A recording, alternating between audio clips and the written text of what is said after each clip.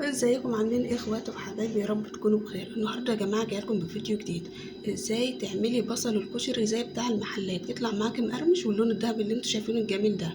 جبت يا جماعه كام بصله، قطعتهم رفيع جدا. تمام، بعد ما غسلتهم كويس طبعا وقشرتهم رحت مقطعاهم رفيع جدا.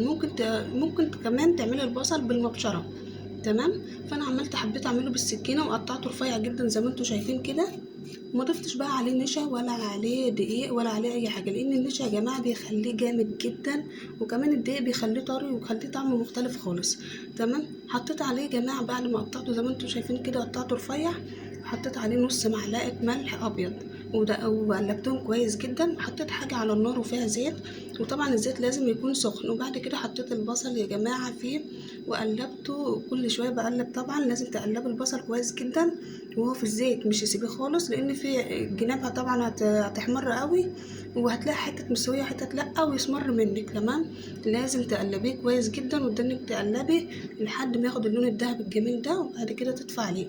طبعا في ناس كتير هتقول لي انت مش بتصوري من الاول ليه؟ انا ما كنتش عامله حساب ان انا اصور يا جماعه فيديو، بس قلت اصور لكم بقى واوريكم الطريقه انا عملتها ازاي، واقول لكم بسرعه كده علشان مش هطول عليكم.